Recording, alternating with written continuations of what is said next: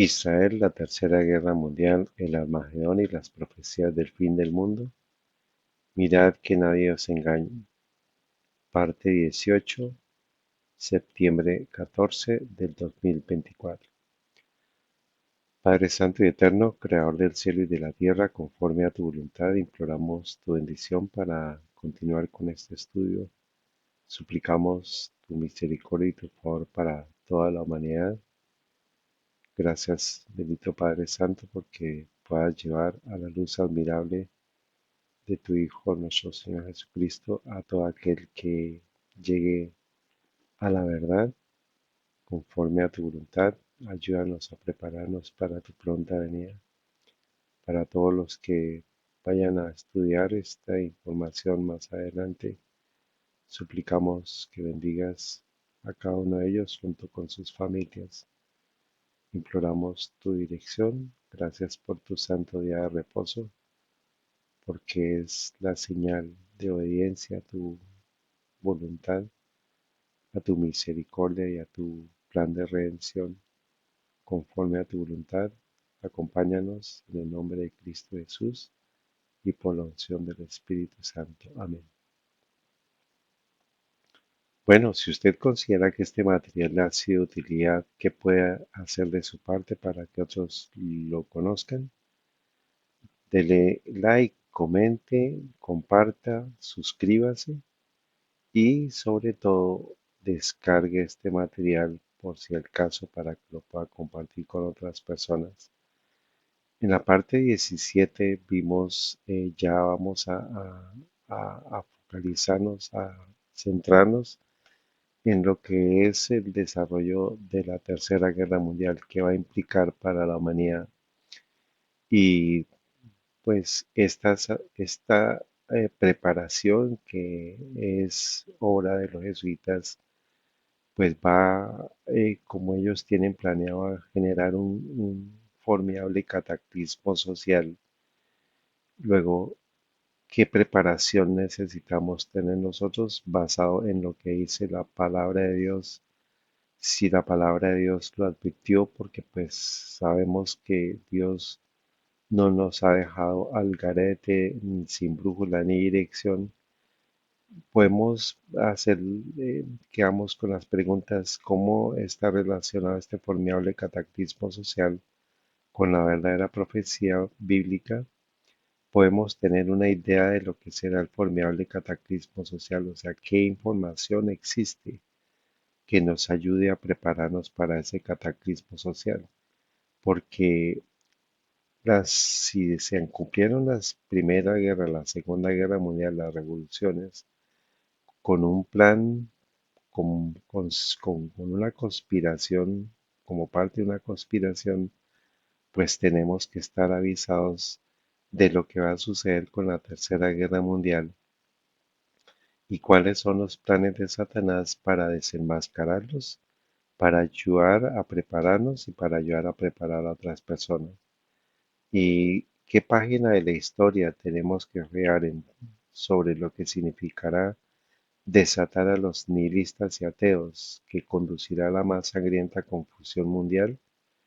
¿Está registrado este evento histórico en la profecía verdadera, en la verdadera profecía bíblica? Esas preguntas las vamos a responder en este estudio, en esta presentación y la que sigue, pero quiero hacer un pequeño resumen de lo que es ya el desenvolvimiento de lo que tienen planeado ellos. Entonces, la primera parte es lo que está en incubación, es la Tercera Guerra Mundial debe fomentarse aprovechando las diferencias provocadas por los agentes de los Illuminati entre los políticos sionistas y los líderes del mundo islámico. La guerra debe llevarse a cabo de tal manera que el Islam, el mundo árabe musulmán y el sionismo político, o sea, el Estado de Israel, se destruyen mutuamente. Entonces tenemos que ver aquí un plan asociado con la fundación del Estado de Israel, y eso es lo que hemos estado estudiando a través de las presentaciones 1 a la 16 sobre el Estado de Israel y la fórmula futurista jesuita de- para la creación del Estado de Israel. Entonces estamos en este punto de la historia con relación a lo que se va a dar en la Tercera Guerra Mundial y la construcción o la mención de la construcción del tercer templo. Y ahora entonces nos vamos, y eso pues está en incubación, entonces nos vamos a centrar en esta parte de la ecuación de lo que tienen planeado ellos. Dice, mientras tanto, las otras naciones, una vez más divididas sobre este tema, entonces volvemos otra vez a tener dos bandos durante la Segunda Guerra, durante la Tercera Guerra Mundial, y, y todas las naciones, una vez más divididas sobre este tema, se verán obligadas a luchar hasta el punto final del completo agotamiento físico, moral, espiritual y económico. Nosotros desataremos a los nihilistas y ateos y provocaremos un formidable cataclismo social, que con todo su horror mostrará claramente a las naciones el efecto del ateísmo absoluto, origen del salvajismo y de la más sangrienta confusión. Entonces vamos a adentrarnos en las páginas de la historia de la humanidad para saber en dónde se hizo ya un formidable cataclismo social y para que dimensionemos qué es lo que le espera a todas las naciones para que pues sepamos que estamos a puertas del fin del mundo. Entonces, en la parte 17 nosotros vimos este arco iris, que es un hipervínculo de los textos de la palabra de Dios. Vimos cómo se relacionan todos los libros de la Biblia y vimos que por capítulos el centro de la Biblia es el Salmo 119, de acuerdo a esta ilustración. Y el Salmo 119 es el salmo más largo de la Biblia, es las barritas de aquí abajo, representan la cantidad de capítulos, de versículos que tiene cada capítulo de la Biblia. Y el Salmo 119 es el corazón de la Biblia y a la vez es el libro más largo, el capítulo más largo. Eh, ¿Podría usted creer que el centro de la Biblia, en el centro de la Biblia se encuentra la salida, lo que estamos viendo de la planeación de los jesuitas? Pues la salida para no ser engañados, para no entrar en esa confusión mundial, el cataclismo social sin preparación, pues tenemos la salida en el centro de la Biblia. Y ahora la pregunta es, ¿cuál es el tema del centro de la Biblia? O sea, qué hay en el centro de la Biblia que tiene que ver con la salida al venidero cataclismo social que está escrito aquí en el Salmo 119? Y como para darles un resumen, la idea es que cada uno haga la tarea. Entonces vamos a mirar el primer versículo de ese capítulo y el último versículo de ese capítulo. El primer versículo dice Salmo 119, 1, Aleph, bienaventurados los perfectos de camino, los que andan en la ley de Jehová. Y ahora el Salmo 119, versículo 176, yo anduve errante como oveja extraviada. Busca a tu siervo, porque no me he olvidado de tus mandamientos. La ley de Jehová, los mandamientos de Jehová son el centro de la Biblia, son el corazón de la Biblia y tienen que ver con la preparación para la crisis venidera, para no ser engañados por las estrategias y las artimañas de Satanás por medio de los jesuitas, y eso es el todo de la Biblia. Muy bien, recordemos la parte 15. Vimos qué es el nihilismo, y el nihilismo es una doctrina filosófica que considera que al final que todo se reduce a la nada y por lo tanto nada tiene sentido. Y dice aquí, no existe un fin último teleológico en presencia de un orden divino, o sea que pues toda vez que Dios ha muerto, o sea que nada tiene sentido y de que no hay una verdad absoluta y que la realidad es aparente. Ahora, la pregunta, ¿en qué nación entera se escuchó en su sistema legislativo la proclama Dios ha muerto, Dios no existe, para saber qué impacto hubo en esa nación por medio de los nihilistas y de los ateos, porque finalmente pues esto es ateísmo? ¿En qué nación sucedió eso? ¿En qué nación entera se dio la proclama Dios ha muerto, Dios no existe? ¿Y cuáles fueron las consecuencias en esta nación y en el mundo para que dimensionemos el cataclismo social que está siendo preparado para que los nihilistas y los ateos actúen, eh, se desate la acción que está planeada para todo el mundo? Entonces, ¿qué podemos estudiar de la historia que nos ayude a determinar esa frase sobre los jesuitas van a desatar a los nihilistas a nivel mundial para crear el formidable cataclismo social que será el que va a propiciar la sangrienta confusión del del mayor salvajismo en la humanidad? Entonces, recordemos, la parte 16 hablamos de Francia. Se habló de libertad, igualdad, fraternidad, es la divisa de la República Francesa, de la Gran Logia de Francia y la divisa republicana de todas las logias masonas francesas. Se escribió con sangre, libertad, fraternidad e igualdad. Ahora vamos a estudiar la historia de la Revolución Francesa.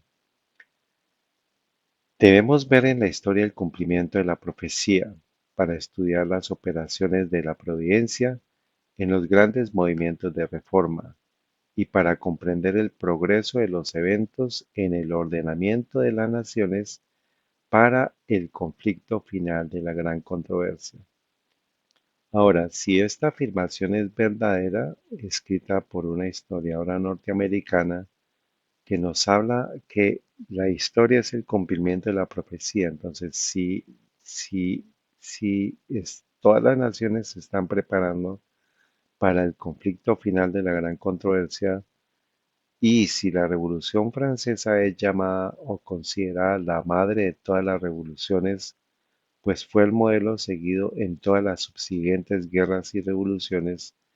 La pregunta que tenemos que hacer para probar esta afirmación, si la historia es el cumplimiento de la profecía bíblica, ¿en qué parte de la profecía bíblica encontramos la Revolución Francesa? Esa es la gran pregunta que vamos a tener que responder. Y pues porque los eventos que se están dando en este momento con relación a la Tercera Guerra Mundial, a la preparación de todo el mundo para polarizarse en la Tercera Guerra Mundial, pues nos debe llevar a prepararnos y a entender y a ver el ordenamiento de las naciones que se están dando para el conflicto final de la gran controversia. Vamos a mirar. Entonces vamos a hacer una inmersión rápida en Apocalipsis. Este es un deporte que se practica de deporte extremo, que se llama la inmersión profunda, la apnea. Solamente pues traigo esto como una ilustración que vamos a hacer una inmersión profunda en Apocalipsis. No hay mucho tiempo para explicar porque hay una frase que nos dice, pero ahora el tiempo está casi agotado y lo que hemos tardado años en aprender, ellos, o sea, los que van a tener a ver estos materiales, tendrán que aprenderlo en pocos meses. Entonces vamos a hacer esa inmersión en Apocalipsis sabiendo que hay poco tiempo y lo que hemos tardado años en aprender, muchas personas tendrán que aprenderlo en pocos meses en este tiempo. Entonces, hemos visto que la estructura eclesiástica del Apocalipsis nos habla de un orden. Apocalipsis 1 al 3 nos habla de las siete iglesias, pero es una progresión en la parte histórica y también una progresión en la parte escatológica. Nos habla, aquí hay un estudio que usted puede verlo, estudiarlo en detalle. No nos vamos a demorar porque pues precisamente esto es una inmersión y vamos a mirar que en la secuencia de la historia de la humanidad ya todo estaba profetizado en la palabra de Dios. Entonces, ya estamos en la séptima iglesia, en el séptimo sello, en la séptima trompeta y nos estamos preparando para la gran controversia que está en Apocalipsis 12 al 14 y vamos a mirar que en Apocalipsis 11 encontramos la información, las referencias, la profecía bíblica de la Revolución Francesa. Como les digo, pues es un tema de inmersión, que tenemos que hacerlo rápido y vamos a mirar un poquito en el detalle sobre la interpretación historicista protestante de lo que son las siete iglesias. Las siete iglesias son siete periodos históricos de la iglesia de Dios a través de toda la humanidad, desde el momento en que Cristo se va hasta el momento en que Cristo regresa.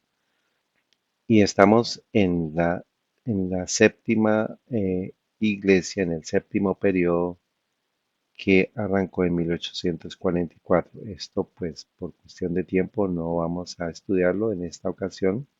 También hay siete sellos en la profecía bíblica y cada uno tiene su correspondencia en la historia, en el tiempo de la humanidad y estamos en el séptimo sello y también las trompetas, son siete trompetas.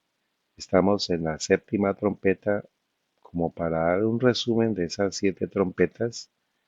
La primera trompeta, aquí están las fechas también para que por favor usted las relacione y tienen que ver con los periodos de la historia de la Iglesia de Cristo. Eh, la primera trompeta, el juicio sobre los judíos en Jerusalén. La segunda trompeta, el juicio sobre Roma pagana. La tercera trompeta, el juicio sobre el cristianismo apóstata. La cuarta trompeta, el juicio sobre Roma papal y el islamismo. La quinta trompeta, la caída del Imperio Romano de Oriente. La sexta trompeta, la caída del Imperio Otomano. La séptima trompeta, el inicio del juicio sobre toda la tierra y la purificación del santuario celestial que comenzó en 1844 hasta hoy. Y en la Biblia nos habla de tres ay. El primer ay corresponde a la quinta trompeta, el segundo ay corresponde a la sexta trompeta y el tercer ay corresponde a la séptima trompeta. Y Apocalipsis 11 se ubica entre la primera y la segunda entre el primer ay y el segundo ay, o sea, entre la quinta y la sexta trompeta, porque la Revolución Francesa se dio de 1789 a 1799.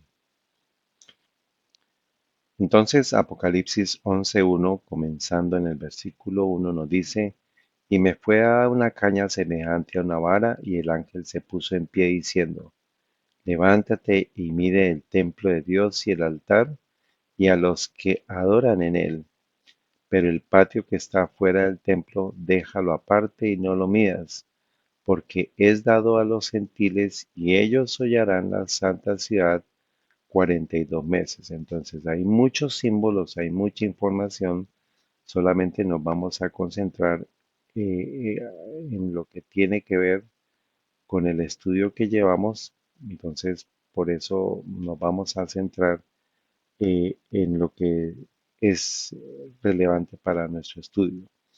Entonces, la palabra mide está asociada con el griego 3354, que significa estimar o medir. Y vienen del griego 3358, que significa una medida, o sea, un metro o un patrón o una medida. Mateo 7:1 nos dice, no juzguéis para que no seáis juzgados, porque con el juicio con que juzgáis seréis juzgados, y con la medida con que medís os volverán a medir. Entonces nuestro Señor menciona la palabra medida asociado con G3358, que tiene que ver con medir, con juzgar. O sea que el juicio es igual a medida, porque dice, con el juicio con que juzgáis, seréis juzgados, y con la medida con que medís os volverán a medir. Entonces el juicio es igual a una medida, luego juzgar es igual a medir. Entonces la medición del templo de Dios tiene que ver con el inicio del juicio sobre toda la tierra. Y vamos a hacer una observación aquí. Está mencionando el templo de Dios, el altar y la ciudad santa. Creeríamos a primera vista que está hablando de Israel, está hablando de Jerusalén y está hablando del templo de Salomón, y está hablando del altar y está hablando de los que oran en él. Pero, ¿qué significa? Si el templo y la ciudad de Jerusalén fueron destruidos en el año 70 y Juan escribe el Apocalipsis en el año 100, pues a cuál templo de Dios y a qué santa ciudad se refieren estos versículos? Entonces, como hemos visto en este estudio, Israel como nación dejó de existir en el año 70 y aparece de nuevo en 1948. Pero entonces, si el templo fue destruido, ¿a qué templo se refiere y a qué ciudad santa? Entonces, tarea, por favor, lea usted el libro de Hebreos y se va a dar cuenta a qué templo de Dios y a qué santa ciudad se refiere, y esto está unido con lo que está escrito en Apocalipsis sobre la Jerusalén celestial. Como un adelanto, entonces voy a leer, vamos a mirar solamente dos versículos de Hebreos 8:1, dice 8:1 y 2. Así que la suma de lo que hemos dicho es, tenemos tal sumo sacerdote, el cual está sentado a la diestra del trono de la majestad en los cielos, ministro del santuario y del verdadero tabernáculo que el Señor levantó y no el hombre, para que sepamos que toda la dispensación, todo lo que se dio al pueblo hebreo, era una simbología de lo que está en los cielos, un santuario que no levantó el hombre, sino que lo levantó el Señor mismo, y ese Señor está sentado a la diestra del trono de la majestad que está en los cielos. Y Cristo se fue, cuando asciende al cielo, se va a sentar a la diestra del Padre Celestial en los cielos, y está ministrando como sumo sacerdote en el santuario celestial, que es el verdadero tabernáculo, y de eso se trata el templo de Dios y la ciudad santa que es la Jerusalén celestial. Entonces, pues vamos a mirar que todo lo que pasa en la tierra afecta la ciudad santa de Dios y todo lo que sucedió durante estos 42 meses proféticos afectó la ciudad santa de Dios. Y pues nos habla aquí de el tiempo de los gentiles que ellos hollarán la santa ciudad. Entonces, para poder entender en dónde podemos ubicar esta profecía bíblica y el tiempo de esta profecía bíblica, tenemos que ir a la interpretación profeta historicista de día por año. Hay tres textos que nos ayudan a soportar lo que significa estos 42 meses en Apocalipsis y es la equivalencia de día por año, o sea, 42 meses equivalen a 1260 días. Si multiplicamos 42 por 30, nos da 1260 días. Entonces, son días proféticos y con relación a la equivalencia de la interpretación profética de día por año, significarían 1260 años literales. Vamos a mirar estos textos bíblicos de manera rápida. Ezequiel 4:6 y cumplidos estos, te acostarás otra vez sobre tu lado derecho y llevarás la iniquidad de la casa de Judá 40 días, día por año te lo he dado. O sea que tenía que darse un periodo de 40 años y lo tiene especificado Dios en el profeta Ezequiel. Durante 40 días tenía que hacer esa instrucción que se le dio, porque eso es lo que iba a suceder con el pueblo de Israel durante 40 años. Números 14:34. Conforme al número de los días de los 40 días en que reconocisteis la tierra, llevaréis vuestras iniquidades 40 años, un año por cada día, y conoceréis mi castigo. Aquí fue cuando los que salieron de Egipto murmuraron y desobedecieron a Dios y lo que duró los 40 días que reconocieron la tierra de Canaán, le tomó a esa generación 40 años para entrar en Canaán. Por eso se menciona de un año por cada día. Génesis 29:27 cumple la semana de esta. Está hablando del tiempo en el cual Labán engañó a Jacob con Lea y con Raquel.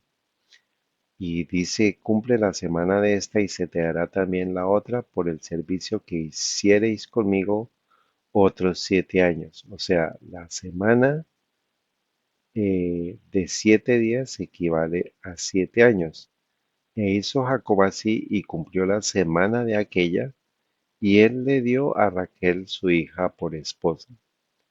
Entonces, esto es importante porque hay una profecía que tiene que ver con la profecía de las 70 semanas de Daniel 9:24. Aquí incluimos a Daniel porque resulta que Daniel y Apocalipsis son dos libros muy importantes para poder entender la profecía bíblica.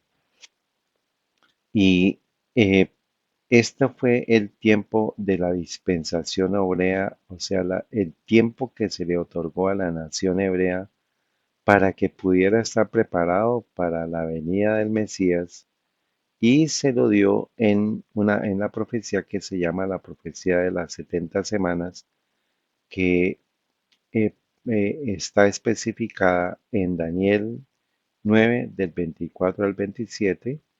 Esto lo vamos a mirar más adelante porque es importante, porque tiene que ver con los engaños de los jesuitas, porque toman la última semana, que es esta semana que está acá, que es desde el bautismo de Jesús, la muerte del Mesías y la muerte de Esteban, que es el ungimiento de Jesús como Mesías, el ungimiento de los hebreos en el Pentecostés y el ungimiento de los gentiles. eh, Todo esto sucedió en la última semana profética de las 70 semanas, pero los jesuitas han hecho creer al mundo cristiano que esta profecía, esta semana, está dada en el futuro. Por eso es que encontramos que, por eso es que vemos que el judaísmo, o sea, el sionismo en Israel y en todo el mundo, están esperando al Mesías porque la última semana de la profecía de Daniel 94 la parten, no la toman como literal, sino que la ponen en el futuro y por eso está asociado con la profecía futurista del anticristo, que es falsificada por los jesuitas y por eso también vamos a mirar esto más adelante. Pero para que usted sepa que esta profecía de las 70 semanas son 490 años literales, 70 semanas por 7 nos da 400 años literales.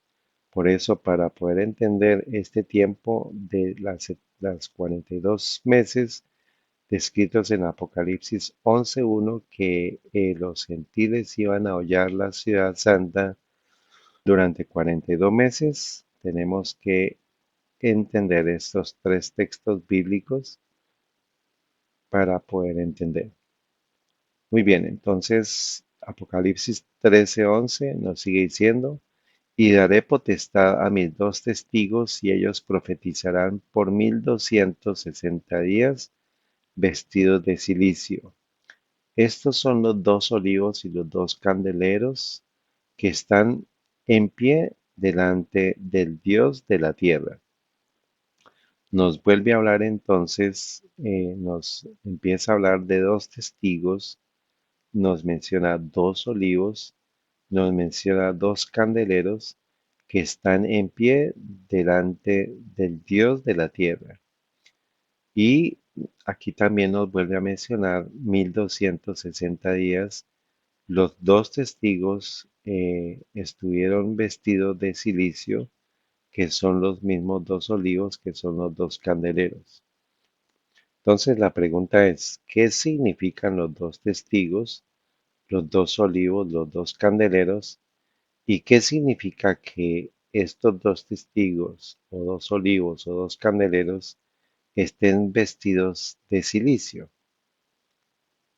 Muy bien, entonces vamos a tener que relacionar, acordémonos que la Biblia se habla a sí misma, la Biblia se explica a sí misma y vamos a estudiar algunos textos para poderla correlacionar. Zacarías 3:1 dice, y me mostró a Josué, el sumo sacerdote, el cual estaba delante del ángel de Jehová, y Satanás estaba en su mano derecha para serle adversario. Y dijo Jehová a Satanás, Jehová te reprenda, oh Satanás. Jehová que ha escogido a Jerusalén te reprenda. ¿No es este un tizón arrebatado del fuego? Para señalar aquí la obra de Josué como sumo sacerdote en el momento en el cual está Zacarías dando la profecía, y ve al ángel de Jehová. Para hacer un resumen, el ángel de Jehová es el mismo Miguel, es el mismo Jesucristo antes de venir aquí a la tierra y está enfrentando a Satanás y dice Satanás está a su mano derecha para hacerle adversario. Y dijo Jehová a Satanás, Jehová te reprenda. Entonces hay otro personaje que es el ángel de Jehová que está diciéndole a Satanás, Jehová te reprenda, porque el ángel de Jehová, que es Cristo, está reprendiendo a Satanás y diciéndole que el Padre lo va a reprender, pero pues no, por ahora nos vamos a enfocar en lo que es la explicación de los dos testigos, los dos olivos y los dos candeleros. Y Josué estaba vestido de vestiduras viles, y estaba delante del ángel, y habló el ángel, y mandó a los que estaban delante de él, diciendo, quitarle esas vestiduras viles. Y a él dijo, o sea, a Josué, el ángel de Jehová está hablando, mira que he hecho pasar de ti tu pecado, y te vestiré con ropas de gala. Después dijo, pongan mitra limpia sobre su cabeza, y pusieron una mitra limpia sobre su cabeza, y le vistieron las ropas. Y el ángel de Jehová, que es Jesucristo, como les acabo de decir, estaba en pie. Y el ángel de Jehová amonestó a Josué diciendo, así dice Jehová de los ejércitos, si anduviereis por mis caminos y guardareis mi ordenanza, o sea, los mandamientos de Dios, también tú gobernarás mi casa, también tú guardarás mis atrios, y entre estos que están aquí te daré plaza. Entonces, solamente hay una persona, hay un ser que puede quitar el pecado, que puede vestirnos con ropas de gala, y ese ser lo encontramos antes de eso, Levítico 6:10 nos dice, el sacerdote se pondrá su vestimenta de lino y se vestirá calzoncillos de lino sobre su carne. O sea que la vestimenta del sumo sacerdote que se le quitó a Josué, que estaba de vestiduras viles, pero le pusieron unas vestiduras con ropas de gala para quitarle su pecado, es el acto que está descrito en Apocalipsis 19:8. Dice, y a ella se le ha concedido que se vista de lino fino, limpio y resplandeciente, porque el lino fino es la justicia de los santos. Entonces, Cristo es el único que puede quitarnos el pecado y que nos va a colocar ropas de gala, y eso es símbolo de habernos quitado el pecado, y por eso está el sumo sacerdote Josué siendo limpiado de su pecado y se le está colocando ropas de gala.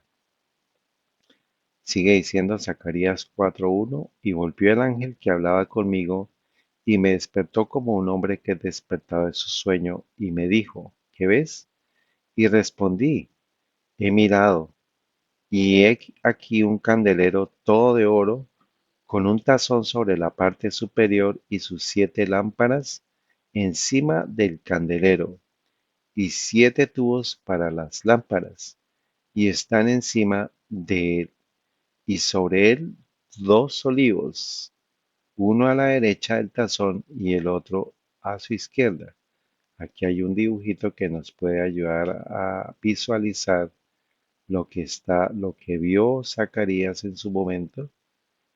Entonces, dice ahí un candelero, que es un candelero todo de oro con un tazón sobre la parte superior. Entonces hay un tazón aquí en la parte superior del candelero, y ese tazón tiene conectados a cada lámpara un conducto para proveer aceite. Y sobre él 2 olivos, uno a la derecha y el otro a la derecha del tazón y el otro a su izquierda. Entonces hay 2 olivos, uno a la derecha del tazón y el otro a la izquierda. Proseguí y hablé a aquel ángel que hablaba conmigo diciendo, ¿qué es esto, mi señor? Y el ángel que hablaba conmigo respondió y me dijo, ¿no sabes qué es esto? Y dije, no, mi señor. Entonces respondió y me habló diciendo, esta es palabra de Jehová a Zorobabel, que dice, no con ejército ni con fuerza, sino con mi espíritu, dice Jehová de los ejércitos. Entonces, la asociación de los olivos, la asociación de las 7 lámparas que están en presencia del Señor, tiene que ver con el Espíritu Santo, dice Jehová de los ejércitos. Entonces, dice, estos son los dos olivos y se pregunta, ¿qué es esto? Y él dice, esta es palabra de Jehová. Entonces, los dos testigos, los dos olivos, los dos candeleros tienen que ver con la palabra de Dios y tiene que ver con la visión también que encontramos en Apocalipsis de un candelero con siete llamas. Y vamos a mirar entonces que tiene que ver con la palabra de Dios. Dice Juan 5:39, escudriñad las escrituras, porque a vosotros os parece que en ellas tenéis la vida eterna, y ellas son las que dan testimonio de mí. Entonces, el primer testimonio, el primer testigo de Cristo son las escrituras, que al tiempo en el cual está Juan solamente existía las escrituras del Antiguo Testamento. Desde Génesis hasta Malaquías era lo que existía como escrituras y todas dan testimonio de Cristo. Por lo tanto, el Antiguo Testamento es el primer testigo de Cristo. Ahora, Hechos 1:8 dice, pero recibiréis poder, que tiene que ver con la obra del Espíritu Santo, cuando haya venido sobre vosotros el Espíritu Santo, que es exactamente lo mismo que menciona aquí en Zacarías 4:6 sobre el Espíritu que iba a ser derramado, que es concedido al pueblo de Dios. Dice, y me seréis testigos a la vez en Jerusalén, en toda Judea, en Samaria y hasta el último de la tierra. Entonces, ya por medio de la obra del Espíritu Santo, Cristo está enviando a sus discípulos para que sean testigos de Él en Jerusalén, en toda Judea, en Samaria y hasta el último de la tierra. Y eso es lo que está registrado desde Hechos hasta Apocalipsis, que es lo que se considera como el Nuevo Testamento.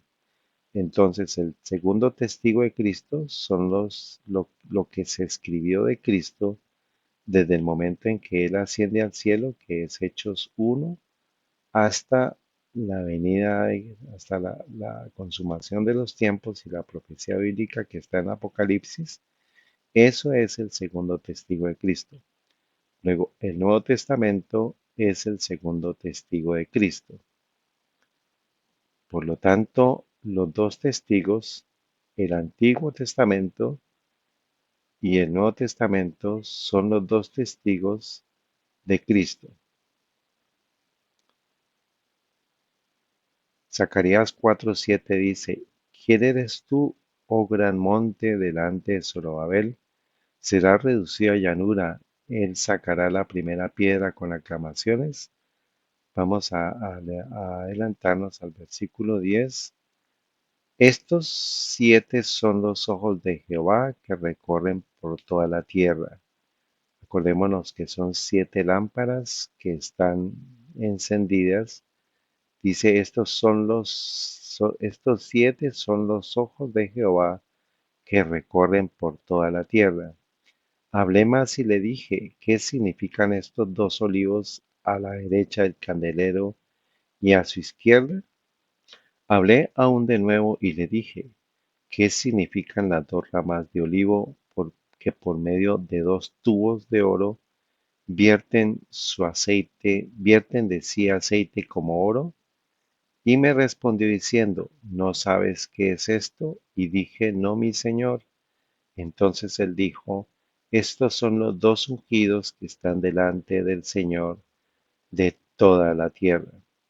Entonces, lo que está saliendo de los olivos es pues el aceite áureo, o sea, aceite de olivas que está llegando a este tazón y de este tazón va a ir a cada una de las lámparas y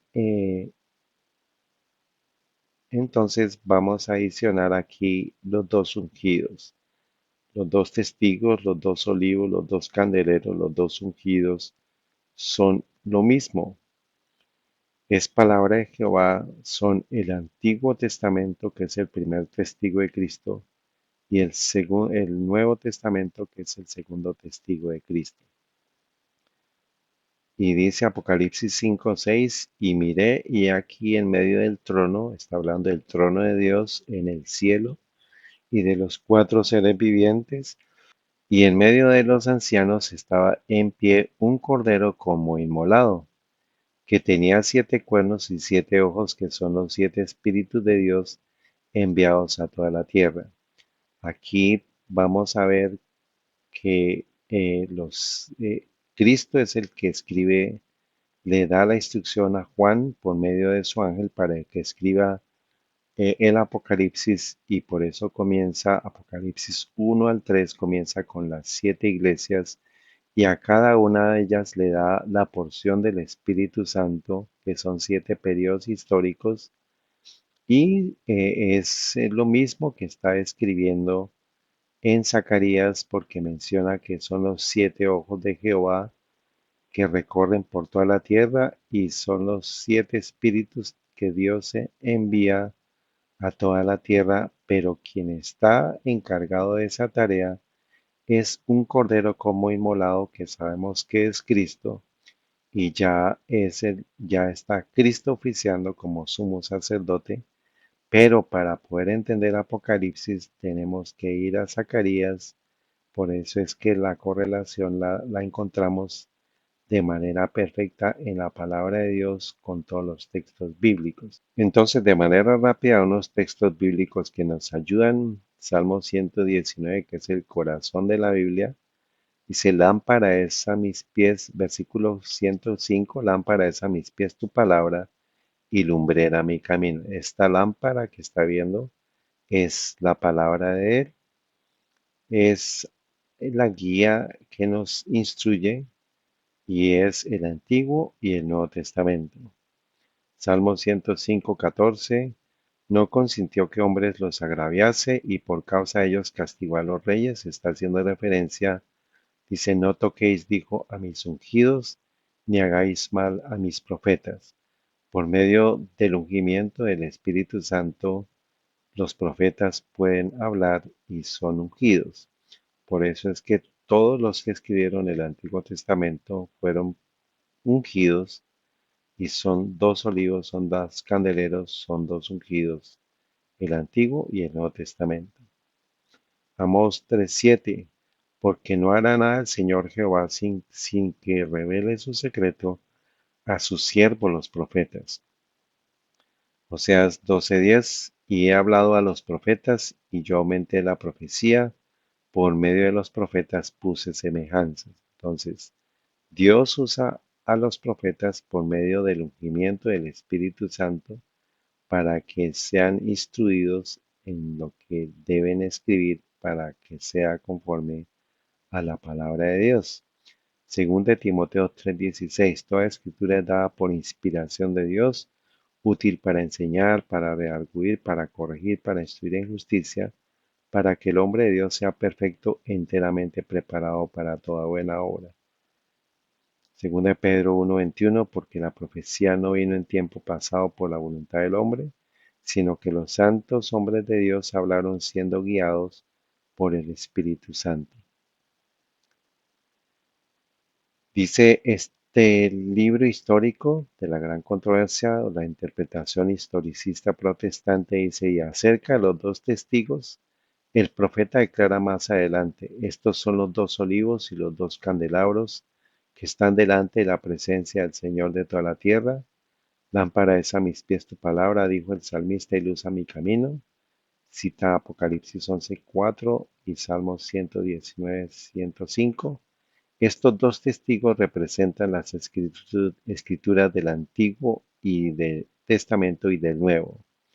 Ambos son testimonios importantes del origen y el carácter perpetuo ¿de qué? De la ley de Dios, que es el centro de la Biblia, el centro del Salmo 119. El tema es la ley de Dios. Ambos testifican también acerca del plan de salvación. ¿Quiénes? El Antiguo Testamento y el Nuevo Testamento. Los símbolos, los sacrificios y las profecías del Antiguo Testamento se refieren a un Salvador que había de venir, o sea, la dispensación hebrea y desde a Génesis, que es el plan de Dios, aparece ya los símbolos de un sacrificio. Por ejemplo, en Génesis encontramos la muerte de un cordero cuya piel se le quitó para vestir a Adán. Y sabemos que es un cordero porque Apocalipsis 13:8 nos dice que el cordero que fue inmolado desde la fundación del mundo. Entonces, dice, los símbolos, los sacrificios y las profecías del Antiguo Testamento se refieren a un Salvador que había de venir. Entonces, el Antiguo Testamento es el primer testigo de Cristo y nos habla de un Salvador que había de venir. Y los evangelios y las epístolas del Nuevo Testamento hablan de un Salvador que vino tal como fuera predicho por los símbolos y la profecía. Entonces, el Nuevo Testamento es un Salvador que vino basado en lo que la profecía del Antiguo Testamento decía sobre ese Salvador que había de venir. Estos son los dos testigos, el Antiguo Testamento y el Nuevo Testamento. Esto es lo que tiene que aprender el pueblo que practica el judaísmo, el islamismo y toda la tierra en este tiempo, porque no queda mucho tiempo y es necesario que entiendan los que practican el judaísmo sobre los símbolos, los sacrificios y las profecías del Antiguo Testamento. Se referían a ese Salvador que están ellos esperando, pero resulta que ese Salvador o ese Mesías ya se hizo carne y habitó entre nosotros y lo vimos como un unigénito de Dios, como el ungido de Dios, que es Cristo Jesús. Ahora eso lo tienen que aprender ustedes, señores, que practican el judaísmo y el islamismo en este tiempo de manera abreviada, porque lo que nos habla sí es efectivamente del verdadero Mesías, que es Cristo, y el verdadero Salvador. No hay más profetas, no hay más, sino el único ungido, el único Mesías es Cristo mismo.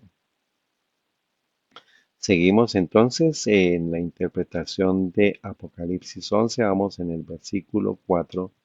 Ya sabemos que los dos olivos, los dos candeleros que están de pie delante del Dios de la tierra, son los mismos dos testigos que es la palabra de Dios y ellos profetizarán por 1260 días, o sea, por 1260 años literales vestidos de silicio.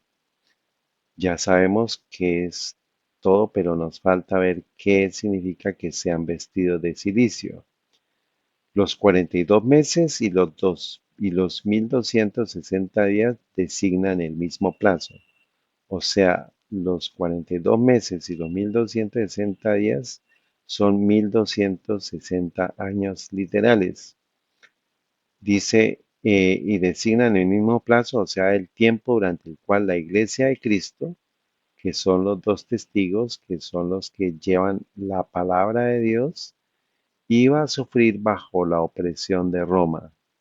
Los 1260 años del dominio temporal del Papa comenzaron en el año 538 y debían terminar en 1798. Para que usted entienda la historia del 568, por favor, vaya al estudio que le estamos diciendo sobre las 7 iglesias, que son 7 periodos históricos, y va a entender por qué el año 568 y debían terminar en 1798. En dicha fecha, o sea, después de 1260 años, arrancando en el año 538, llegamos a 1798, a pesar de haberse elegido un nuevo papa, dice aquí, en dicha fecha, entró en Roma un ejército francés que tomó preso al papa, el cual murió en el destierro.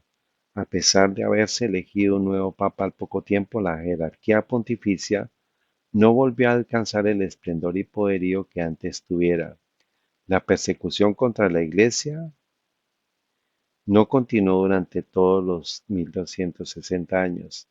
Dios, usando de misericordia con su pueblo, acortó el tiempo de tan horribles pruebas. O sea, todo lo que son los 1260 años literales de absolutismo papal, incluido todo lo que fue la Edad Media, la época de la Inquisición español, la Inquisición por parte de los dominicos, por parte de los franciscanos y finalmente por parte de los jesuitas, se extendió hasta 1798.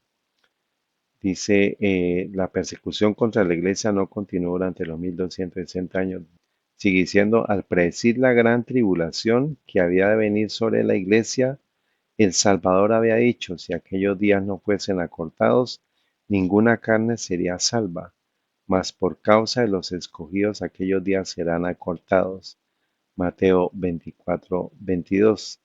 Debido a la influencia de los acontecimientos relacionados con la Reforma, las persecuciones cesaron antes del año 1798, porque la Reforma identificó al papado como el anticristo, como la bestia terrible, como el anticristo, como el hijo de perdición, como la gran ramera, y eso hizo que Roma se ocultara en la historia, haciéndose incluso ella misma, por medio de los jesuitas, hizo que el ejército francés, que era liderado por Berthier, entrara a Roma y tomara preso al Papa.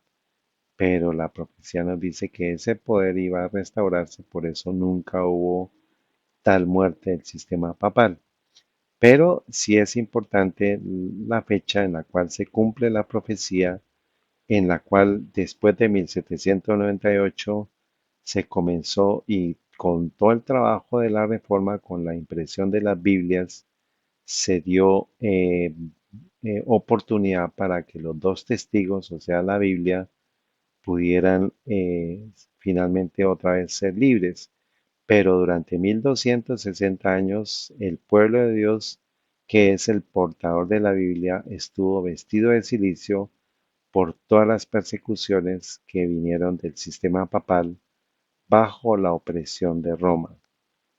Y pues la confirmación de lo que significa estar vestido de silicio dice Isaías 37:1, y aconteció que cuando el rey Ezequías lo oyó, rasgó sus vestiduras y cubierto de silicio vino a la casa de Jehová, y envió a Eliaquim, mayordomo, y a Sebna, escriba, y a los ancianos de los sacerdotes, cubiertos de silicio, al profeta Isaías, hijo de Amós, los cuales le dijeron, Ezequías dice así, día de angustia, de reprensión y de blasfemia. Es este día porque los hijos han llegado hasta el punto de nacer y no hay fuerzas para dar a luz. Entonces, cuando los dos testigos, o sea, la palabra de Dios, se vistió de celicio y de ceniza por 1260 días, significa que el pueblo de Dios estuvo presa de angustia, de reprensión y de blasfemia por parte del sistema papal durante 1260 años literales. Ni un solo papa cambió de carácter, sino por el contrario, cada uno fue más radical, más extremista, más inquisidor que el anterior. Y todos los papas que de pronto vamos a conocer cuando Jesús venga por segunda vez, los que se enfrentaron y los que quisieron cambiar, pues fueron asesinados.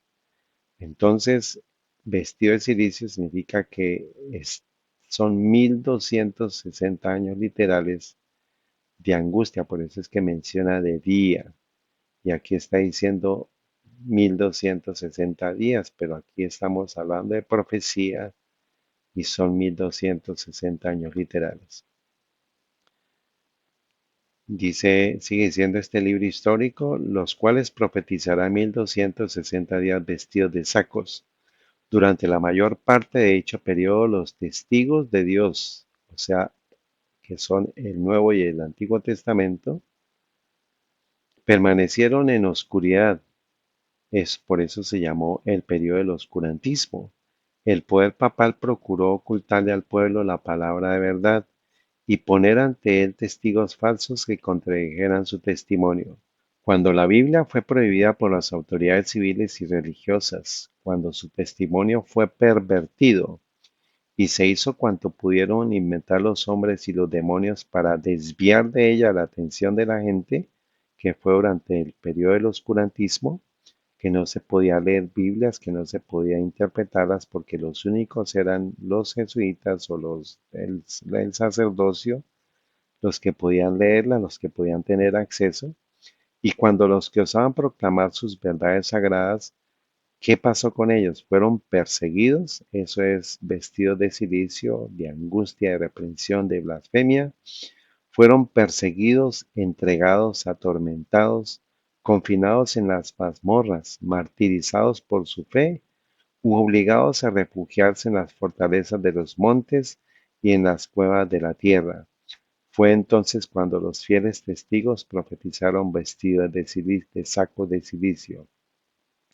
No obstante, siguieron dando su testimonio durante todo el periodo de 1260 años.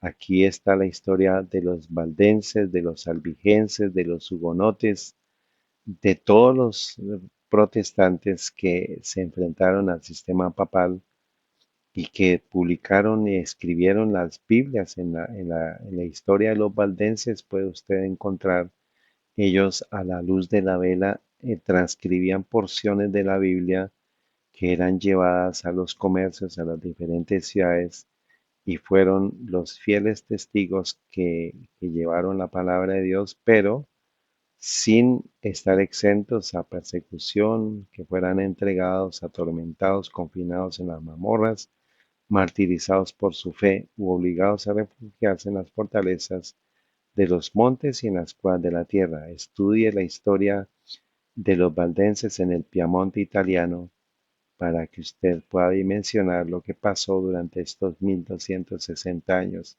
Lea la historia de la matanza de San Bartolomé, que la vamos a ver más adelante también. Aún en los tiempos más sombríos hubo hombres fieles que amaron la palabra de Dios, que son los dos testigos vestidos de silicio durante esos 1260 años de dominio papal. A estos fieles siervos de Dios les fueron dadas poder, sabiduría y autoridad para que divulgasen la verdad durante todo este periodo. Sigue, avanzamos en el versículo 5, y si alguno quisiere dañarles, sale fuego de la boca de ellos. ¿De quiénes? De los dos candeleros, de los dos testigos, de los dos olivos, de los dos ungidos, que es la palabra de Dios, y devora a sus enemigos, y si alguno quisiere hacerles daño, debe ser muerto de la misma manera.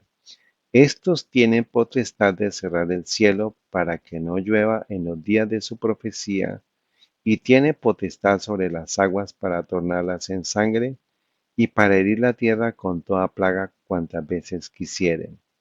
Para poder entender que el que toque a los ungidos va a salir fuego de la boca de ellos, de la palabra de Dios, que finalmente es palabra de Dios, y que cualquiera que intente hacerle daño a estos ungidos, o sea, la palabra de Dios, debe ser muerto, y que van a ser heridos con plagas.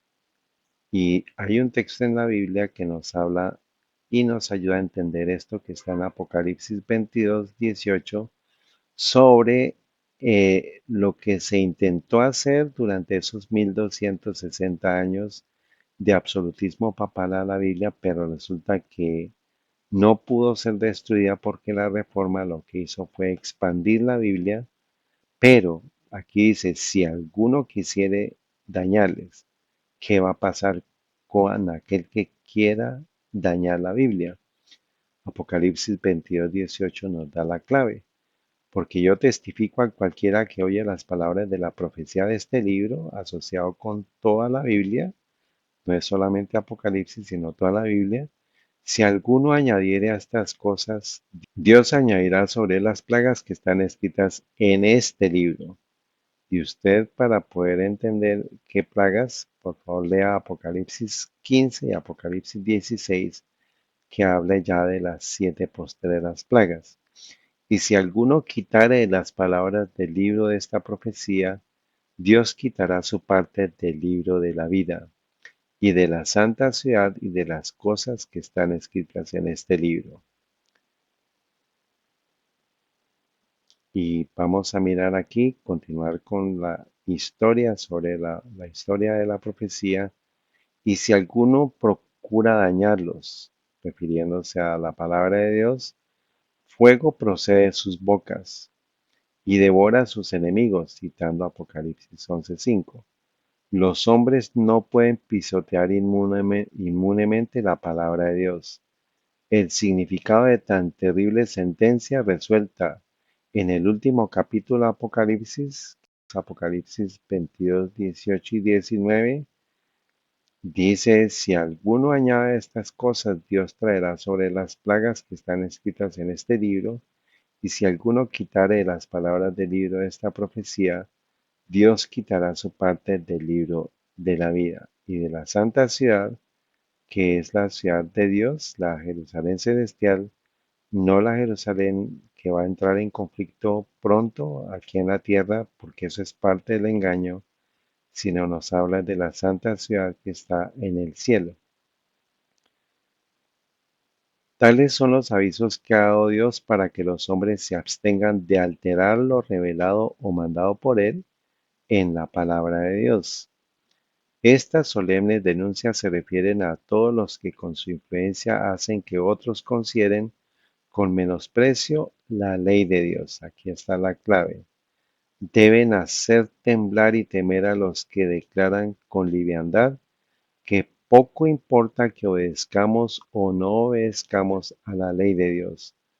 Todos los que alteran el significado preciso de las Sagradas Escrituras, sobreponiéndole sus opiniones particulares, y los que tuercen los preceptos de la palabra divina, ajustándolos a sus propias conveniencias o a las del mundo, se arrogan terrible responsabilidad. La palabra escrita, la ley de Dios, medirá el carácter de cada individuo y condenará a todo el que fuere hallado falto por esta prueba infalible. Recordemos que el fariseísmo, el judaísmo es la base para las falsas doctrinas, para eh, los falsos criterios humanos por encima de la palabra de Dios. Entonces, las Sagradas Escrituras son la ley de Dios, es la palabra de Dios y no puede ser alterada. No podemos colocar un mandamiento del hombre por encima de los mandamientos de Dios porque estamos alterando la palabra de Dios, estamos añadiendo cosas o estamos quitando cosas y las plagas caerán sobre la persona que altere eso. Por eso es que Apocalipsis 11, del 5 al 6, nos da la advertencia sobre lo que alguien que quiera hacerle daño a la palabra de Dios va a recibir las plagas finales. ¿Qué es el abismo? Aquí vemos a una persona que está nadando en el mar, está en el fondo del mar y hay un hueco aquí que hace que sea completamente oscuro.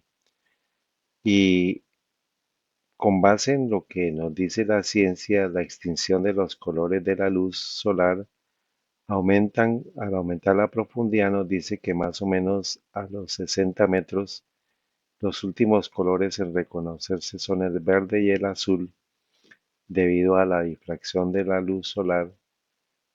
Cada color tiene una profundidad de poderlo ver.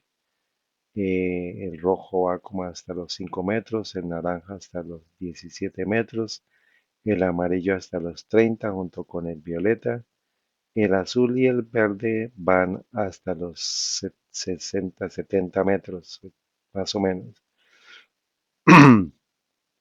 Y después de eso ya no hay luz, ya desaparece la luz. Entonces, ¿qué es el abismo? Pues el abismo es donde no hay luz. ¿Por qué estamos diciendo eso? ¿Por qué hemos colocado eh, esta diapositiva, este gráfico como ilustración para explicar que el abismo donde no hay luz lo tenemos que ver en el contexto de la naturaleza para entender lo que nos quiere decir la palabra de Dios? Entonces ya hemos recordado que los dos olivos, los dos testigos, los dos candeleros, los dos ungidos son el Antiguo y el Nuevo Testamento. El primer testigo es de Cristo, es el Antiguo Testamento, que era un Salvador que había de venir. El Nuevo Testamento es el segundo testigo de Cristo, es un Salvador que vino. Y ya entendemos, estuvimos estudiando hasta el versículo 6. Ahora, el versículo 7 es la clave. Dice Apocalipsis 11:7, y cuando ellos, refiriéndose a los dos testigos, hubieran acabado su testimonio, que sabemos que es durante el periodo de 1260 años que estuvieron vestidos de silicio, hubo persecuciones, hubo asesinatos, matanzas por parte del sistema papal para intentar acabar con la palabra de Dios y con los portadores de la palabra de Dios. Dice, la bestia que sube del abismo hará guerra contra ellos, o sea, ¿contra quiénes? Contra los dos testigos, contra la palabra de Dios, y los vencerá y los matará, dice la Biblia. Entonces, para poder entender la palabra el abismo, viene del G12, que es del griego, que significa sin profundidad, infernal, abismo, profundo, foso, sin fondo. Y por eso decimos que del abismo donde no hay luz, pues surge una bestia que sube de allá del abismo, o sea, de lo profundo, de donde no hay luz, para hacer guerra contra la palabra de Dios, contra los dos ungidos, y los vencerá y los matará. ¿En qué periodo? En el periodo en que ellos están acabando su testimonio, o sea, cerca de 1798, esta bestia que sube el abismo los iba a querer destruir al Antiguo y al Nuevo Testamento, y dice, y los vencerá y los matará. O sea que se dio ese evento, que murió la palabra de Dios, murió la Biblia, y quiso esta bestia que sube el abismo matar a estos dos ungidos, pero sabemos que es el Antiguo y el Nuevo Testamento, o sea, la palabra de Dios. Dice la historia, y cuando hayan acabado, o sea, estén acabando de dar su testimonio, o sea, alrededor de 1798, el periodo en que los dos testigos iba a testificar vestidos de sacos terminó en 1798. Cuando estuviesen por concluir su obra en la oscuridad, les haría la guerra el poder representado por la bestia que sube del abismo, o sea que no hay luz en ella. En muchas de las naciones de Europa, los poderes que gobernaban la Iglesia y el Estado habían permanecido bajo el dominio de Satanás por medio de ¿quién? Del papado. Mas aquí se deja ver una nueva manifestación del poder satánico. O sea, la palabra de Dios advierte de el surgimiento, digamos, de la planeación y del uso de una nueva manifestación del poder satánico en el momento en que se está acabando, alrededor de 1798, que es la bestia que sube el abismo, que iba a hacer guerra contra la palabra de Dios. Con el pretexto de reverenciar las escrituras, Roma las había mantenido aprisionadas en una lengua desconocida, que es el latín, y las había ocultado al pueblo.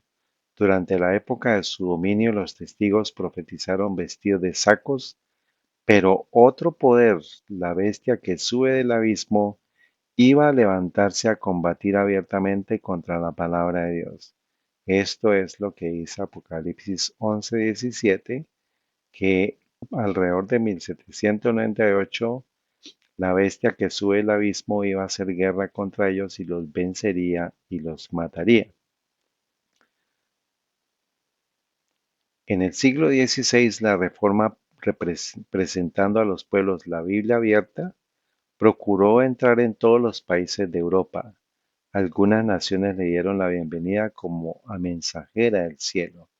En otros países el papado consiguió hasta cierto punto cerrarle la entrada, y la luz del conocimiento de la Biblia con sus influencias ennoblecedores quedó excluida casi por completo.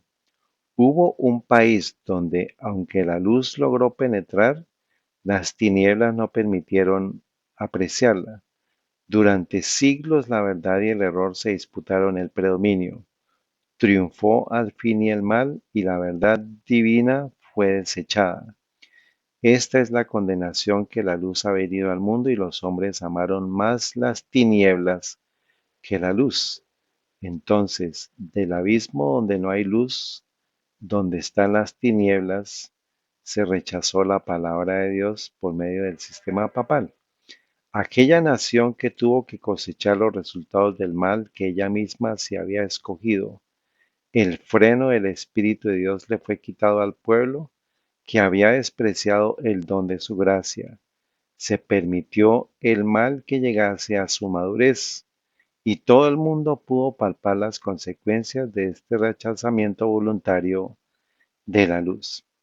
Aquí está hablando de una nación en Europa que recibió mucha luz, sin embargo, finalmente la rechazó, y fue en el periodo en el cual la bestia que sube el abismo hizo guerra contra ellos. Sigue diciendo la historia: la guerra que se hizo en Francia contra la Biblia durante tantos siglos llegó a su mayor grado en los días de la Revolución. Esta terrible insurrección del pueblo no fue sino resultado natural de la supresión, que es los 1260 años en el cual el pueblo de Dios estuvo bajo la Inquisición, el dominio de Roma, que Roma había hecho de las Sagradas Escrituras. Fue la ilustración más elocuente que jamás presenciara el mundo de las maquinaciones de la política papal, o sea que detrás de la ilustración está la política papal, y una ilustración de los resultados hacia los cuales tendían durante más de 1000 años las enseñanzas de la Iglesia de Roma, que fueron los 1260 años de supremacía papal. La supresión de las Sagradas Escrituras durante el periodo de la supremacía papal había sido predicha por los profetas. Esto lo está diciendo Apocalipsis 11, del 1 al 7, que es lo que hemos estudiado hasta ahora. Y el revelador había señalado también los terribles resultados que iba a tener especialmente para Francia el dominio del hombre de pecado.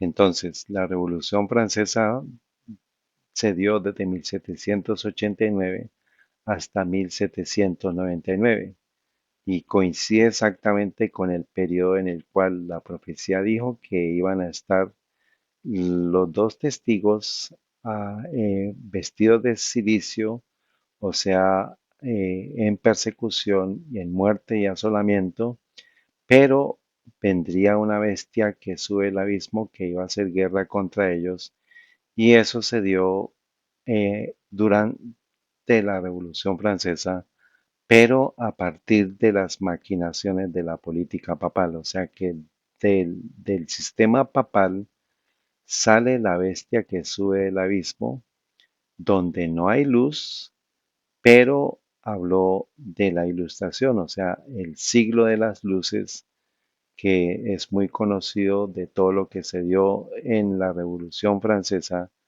pues fue finalmente una oscuridad que se dio a la tierra, pero se vendió como si fuera el siglo de la Ilustración, pero del abismo donde no hay luz es que salió la Revolución Francesa.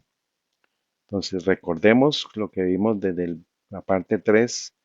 Los Illuminati de Bavaria son el último eslabón usado por los jesuitas a partir de todo el conocimiento de la cábala antigua que pasó, se transfirió a los gnósticos, después a los asesinos, después a los templarios, después a los rosacrucis, llegó a los masones, los jesuitas controlan la masonería y inventan la francmasonería en los ritos franceses que se denominan los Illuminati y los Illuminati de Bavaria fueron fundados en 1776, previo a la Revolución Francesa. Entonces, la Ilustración, que es el siglo de las luces, provienen ¿de quién? Del abismo, y el abismo es una maquinación del sistema papal y es un agente satánico para que del abismo donde no hay luz provino el siglo de las luces. Entonces, eso es la paradoja. Se habla de ilustración, se habla del siglo de las luces, pero se introdujo el pensamiento y la planeación de la bestia que sube el abismo, que son agentes y son maquinaciones del sistema papal para destruir la palabra de Dios. Entonces aquí aparece la ilustración, el iluminismo, todas las corrientes de nueva era nacen en ese momento en Francia. Entonces, cambiamos esta imagen, ya la anexamos aquí. Entonces, ya habiendo entendido qué significa el abismo y qué es lo que se dio durante los 1260 años contra el pueblo de Dios, contra los que hablaban de la palabra de Dios, contra los dos testigos, el Antiguo y el Nuevo Testamento, se levanta esta bestia que sube el abismo, que fue lo que se dio a través de la Revolución Francesa, pero la historia nos confirma que detrás de la Revolución Francesa estuvo la maquinación del papado, lo cual significa que la bestia que sube el abismo tiene que ver con el sistema papal.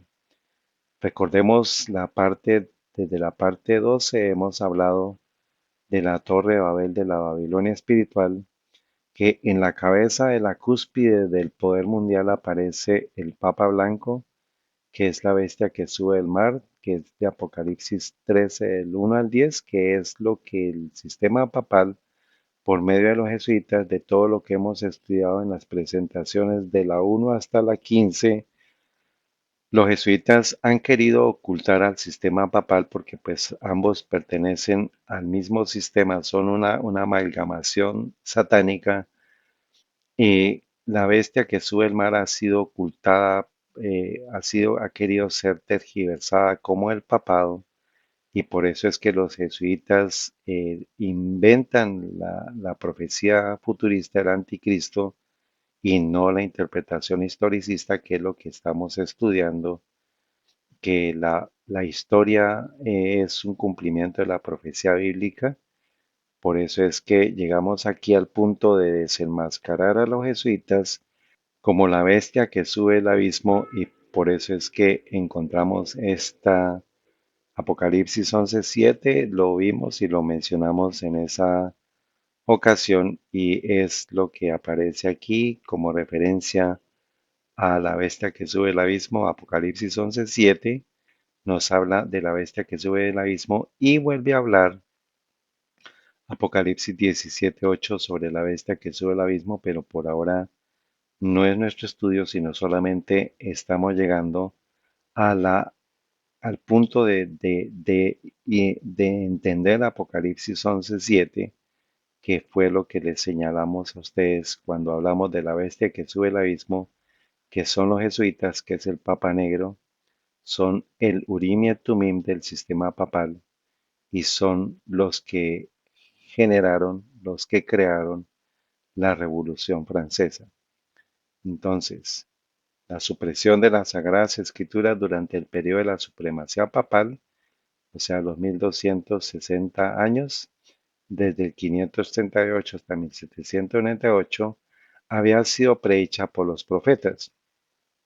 O sea que Juan escribió el Apocalipsis en el año 100 y está detallando todo lo que está sucediendo en el mundo entero desde el momento en que Cristo se va hasta que llega el periodo de la Revolución Francesa, en el cual la bestia que sube el abismo, o sea, los jesuitas, se levantan para hacer guerra contra el Antiguo y contra el Nuevo Testamento, para querer destruirlos y matarlos. Dice, y el revelador había señalado también los terribles resultados que iba a tener especialmente para Francia el dominio del hombre pecado.